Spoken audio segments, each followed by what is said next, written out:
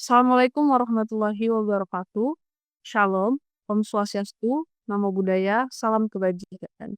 Selamat malam semua. Kami dari kelompok e-bisnis akan mempresentasikan hasil kerja kami. Saya, Abelia Meisya Hoida dengan NIM F1E122009 akan berperan sebagai moderator pada presentasi kami kali ini.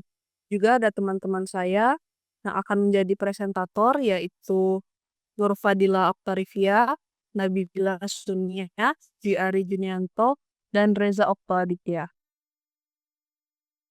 Next. Oke.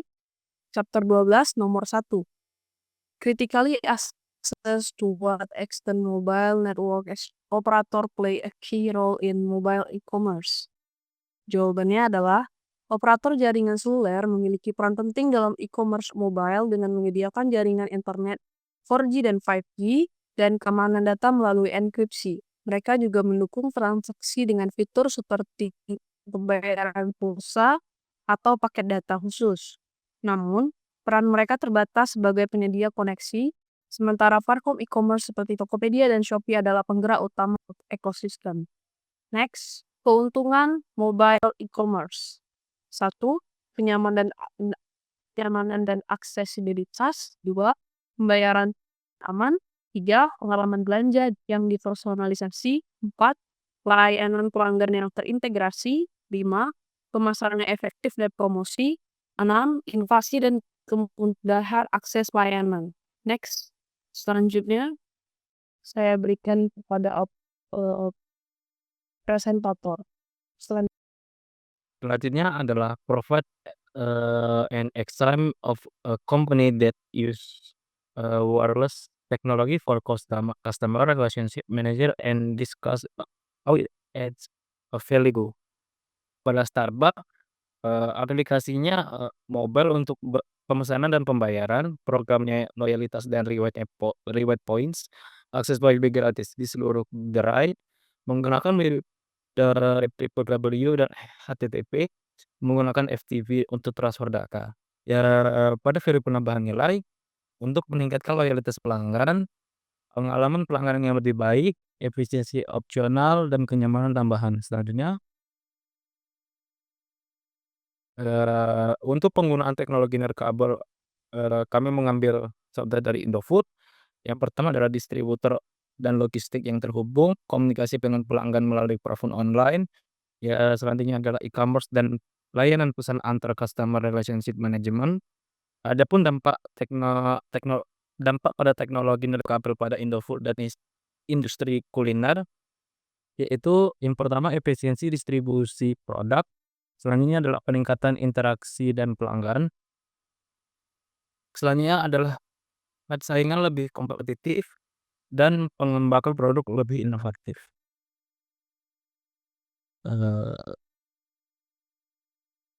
Selanjutnya saya kembalikan kepada moderator.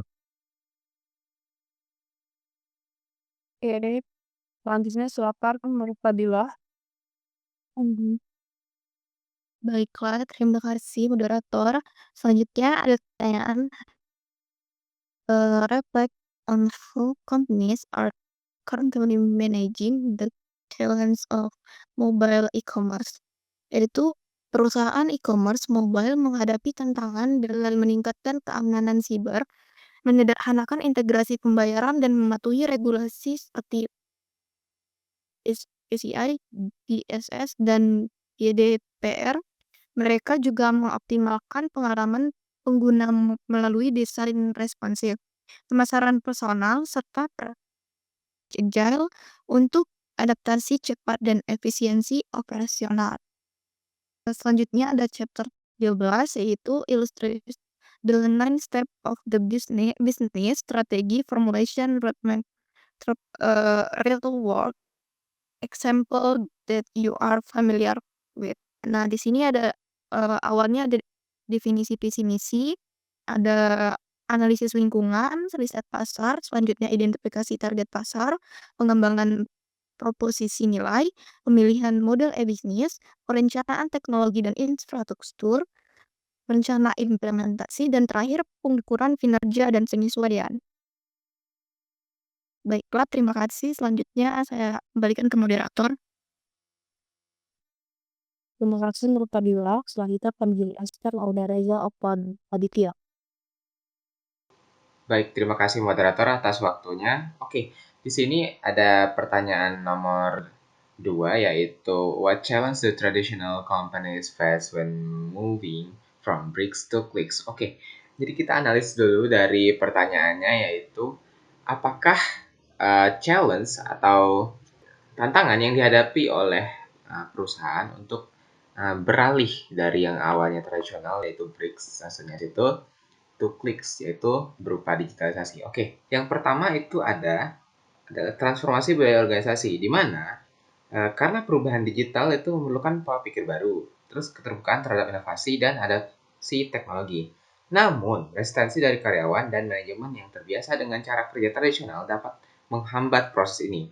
Yang kedua ada investasi teknologi yang besar. Nah, seperti yang kita tahu ya kan bahwa untuk perpindahan dari tradisional ke modern atau digital ini memerlukan yang namanya modal yang sangat besar sekali. Jadi, pindah ke model digital membutuhkan investasi besar dalam infrastruktur IT seperti situs web, aplikasi, sistem manajemen data, dan keamanan cyber. Hal ini menjadi beban terutama untuk perusahaan kecil. Lalu yang ketiga ada kurangnya keahlian digital. Banyak perusahaan tradisional tidak memiliki tim dengan keahlian digital yang cukup sehingga mereka harus merekrut atau melatih karyawan agar bisa mengelola aspek digital seperti e-commerce, pemasaran digital, dan analisis data. Yang keempat ada persaingan yang ketat. Perusahaan tradisional sering menghadapi persaingan dari perusahaan digital native yang sudah lebih matang dalam teknologi dan strategi digital. Yang kelima ada pengelolaan logistik dan rantai pasok. Nah, perubahan dari model fisik ke online memerlukan sistem logistik yang lebih kompleks, termasuk pengiriman barang langsung ke konsumen. Jika tidak dikelola dengan baik, ini bisa menurunkan pengalaman pelanggan. Selanjutnya ada membangun kepercayaan pelanggan di dunia digital. Pelanggan online lebih peduli terhadap keamanan data dan pengalaman pengguna. Perusahaan tradisional harus mampu membangun platform yang andal dan aman untuk menarik kepercayaan pelanggan. Yang ketujuh ada adaptasi strategi pemasaran. Jadi, strategi pemasaran tradisional seperti iklan di media cetak atau TV tidak selalu efektif untuk audiens digital. Perusahaan perlu mempelajari dan mengadopsi strategi baru seperti SEO, media sosial, dan pemasaran berbasis data. Lalu yang kedelapan ada skalabilitas dan fleksibilitas. Bisnis digital seringkali membutuhkan kemampuan untuk beradaptasi dan berkembang dengan cepat. Sesuatu yang sulit bagi perusahaan yang struktur organisasi yang kaku.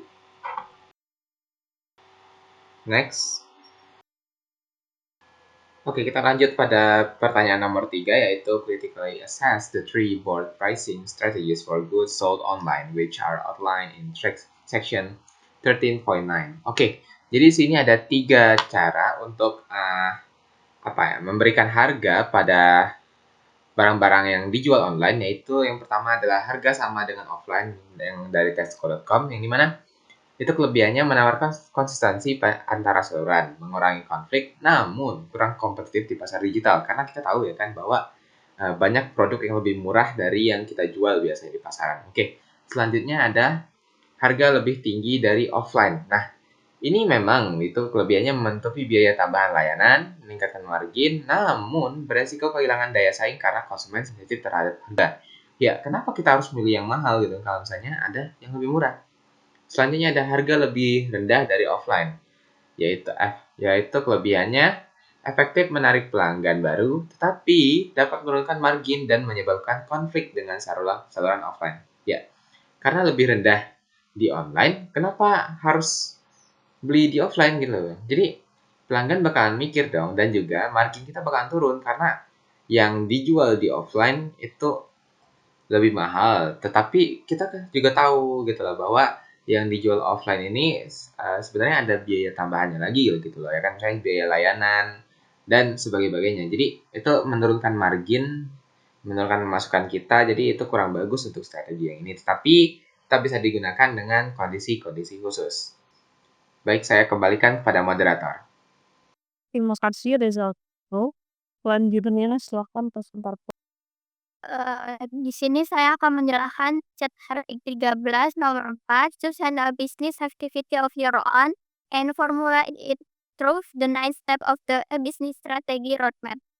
Jadi yang pertama ada mendefinisikan visi atau misi, yang kedua menetapkan tujuan bisnis yang terukur, yang ketiga menentukan nilai tambah bagi pelanggan, yang keempat memilih pasar target dan segmen pelanggan, yang kelima mengatasi isu privacy, etika, dan hukum, yang keenam menentukan batasan vertikal aktivitas bisnis, yang ketujuh mendefinisikan struktur organisasi aktivitas bisnis, yang kedelapan menetapkan model bisnis pendapatan, dan terakhir menyelaraskan strategi bisnis dengan strategi dunia fisik jika memiliki referensi fisik.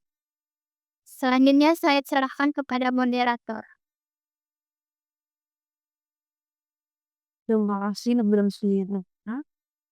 Selanjutnya saya akan menjelaskan chapter 14 nomor 1, yaitu soalnya adalah Where do you position yourself in the catalyst for change matrix? Oke, di sini jawabannya posisi saya catalyst of change adalah low medium influence, high readiness, atau the enthusiast. Alasannya adalah saya memiliki motivasi dan kesiapan tinggi untuk bertindak, lalu pengaruh yang masih berada pada tingkat menengah. Selanjutnya, Untuk pertanyaan selanjutnya, it says here about assessment and grade challenges. In light of the feedback, in which area would you expectantly impact your abilities? Jawabannya yaitu peningkatan kemampuan bisnis dapat difokuskan pada komunikasi efektif, manajemen waktu dan poin, pemasaran digital, kepemimpinan inspiratif, pemahaman keuangan, tata inovasi melalui riset dan kolaborasi, dengan tujuan jelas dan penerapan keterampilan dalam proyek nyata, suksesan organisasi dapat dicapai. Baiklah, saya akan menjelaskan chapter 14 nomor 3. It discuss how case studies can help you develop creative strategies. Provide some example. Studi kasus membantu pembuatan strategi kreatif dengan memberikan wawasan data tentang cara mengatasi masalah. Melalui keberhasilan dan kegagalan, kita belajar praktik terbaik dan kesalahan yang harus dihindari. Studi kasus juga meningkatkan pemahaman audiens dengan menunjukkan solusi berbasis data, inovasi teknologi, dan kolaborasi lintas industri. Contohnya IKEA dengan AR, Spotify dengan data analitik, Netflix dengan algoritma, serta kemitraan Nike dan Apple. Dengan demikian, studi kasus memberikan ide relevan, terukur, dan kreatif untuk strategi kreatif. Selanjutnya adalah untuk jawaban pada chapter 14 nomor 4 yang akan saya bacakan dalam bahasa Indonesia adalah, apakah selalu masuk akal untuk mencoba memahami masalah secara luas sebelum membahas masalah yang lebih mendetail? Apakah masalah apa yang Anda pikirkan dan muncul untuk pendekatan ini? Jawabannya adalah memahami masalah secara komprehensif sebelum mengeksplorasi rincian adalah suatu pendekatan yang logis dan krusial. Namun, pendekatan ini perlu dilaksanakan dengan cermat untuk menghindari kemungkinan kehilangan fokus atau penggunaan waktu yang tidak efisien. Memiliki pemahaman yang komprehensif memungkinkan para manajer untuk menetapkan prioritas yang sedang dianalisis yang mendalam, berfungsi untuk menggali atau permasalahan yang signifikan, pendekatan untuk menciptakan keseimbangan antara pandangan keseluruhan dan rincian penting yang diperlukan untuk membuat keputusan yang strategis. Secara umum dan mendetail dan masuk akal itu terbagi menjadi dua, yaitu pendekatan memahami masalah secara luas dan dalam, dan selanjutnya adalah masalah yang muncul jika pendekatan tidak dilakukan secara anal. Dalam pendekatan masalah yang pertama, pentingnya memahami cakupan analisis sebelum lebih detail dan spesifik akan membantu memberikan gambaran yang lebih besar tentang bagaimana sih isu atau kasus masalah yang serupa dan relevan sehingga dapat melengkapi gambaran mengenai masalah tersebut. Sehingga juga akan membantu dalam mengidentifikasi apa dari masalah tersebut yang harus menjadi prioritas. Masalah selanjutnya ya yang muncul jika pendekatan tidak dilakukan secara benar adalah terdapat juga jika pendekatan secara luas diabaikan dengan langsung menggali informasi tanpa memahami konteks yang secara luas, yang akhirnya memakan waktu yang lebih lama. Dalam kasus masalah tersebut, terjadi akan memakan waktu yang lebih lama, membuat pengetahuan yang sempit sehingga membuang waktu dengan informasi yang dicari sebelumnya tidak akan relevan untuk menyelesaikan masalah tersebut. Yang selanjutnya adalah pendalaman yang relevan setelah memahami cangkupan yang luas, yaitu pendekatan mendalam dilakukan untuk memahami akar penyebab masalah setelah cakupan yang luas diidentifikasi dalam konteks bisnis. Seperti dalam analisis pasar rela yang daring lagi lebih dalam untuk membantu tanya seperti apa sih pasar ini menguntungkan, apakah hambatan-hambatan, hambatan maksudnya. Terus bagaimana sih menciptakan efek jaringan yang kuat? Analisis tindakan harus dilakukan secara seimbang dengan berhenti pada pertanyaan yang tidak lagi memberikan manfaat secara signifikan. Baik, kita lanjutkan pada pertanyaan nomor 5, yaitu how can you increase the depth of analysis through the concept of frameworks presented in this book? Oke, kita analisis dari pertanyaannya, yaitu bagaimana cara kita meningkatkan kedalaman dari analisis kita menggunakan konsep dan juga rangka kerja yang ada di dalam buku ini. Oke, jadi untuk meningkatkan kedalaman analisis, kita bisa menggunakan pendekatan bertanya dengan cara mengapa. Jadi kita bertanya terus mengapa secara berulang, misalnya mengapa hal ini terjadi, mengapa hal ini dibutuhkan, ya seperti itu semacamnya. Dan analisis berjenjang untuk menggali penyebab mendasar dari suatu fenomena. Langkah-langkah utamanya itu diantara lain pendekatan bertahap, yaitu mulai dari analisis permukaan seperti profitabilitas, biaya, persaingan, dan lain-lain, lalu telusuri faktor penyebab lebih dalam seperti efek jaringan dan hambatan masuk. Selanjutnya ada analisis efek jaringan. Pahami bagaimana efek ini terbentuk, dipertahankan, dan direplikasikan. Yang ketiga ada identifikasi hambatan. Jadi, identifikasi hambatan masuk itu gali faktor seperti skala ekonomi, kekuatan merek, dan teknologi yang menciptakan keunggulan kompetitif. Lalu ada analisis kausal, terus tanyakan mengapa hingga mencapai inti masalah seperti yang tadi saya bilang, ya kan? Oke, selanjutnya ada efisiensi analisis. Berhenti saat biaya menggali informasi melebihi manfaatnya. Jadi secukupnya aja gitu. Jangan sampai kita overboard dengan biaya yang kita miliki. Oke, selanjutnya ada pendekatan multidimensi, yaitu analisis dari aspek teknologi, ekonomi, strategi, dan perilaku pelanggan. Ya, cukup sekian dari saya. Saya kembalikan kepada moderator. Baik, terima kasih kepada para fasilitator yang telah memberikan materinya. Sekianlah presentasi kami hari ini. Sekali berharap apa yang kami katakan bisa menjadi manfaat dan nilai baru bagi teman-teman semua. Mohon maaf bila ada kekurangan intervensi besar. Saya akhiri. Wassalamualaikum warahmatullahi wabarakatuh. Waalaikumsalam warahmatullahi wabarakatuh.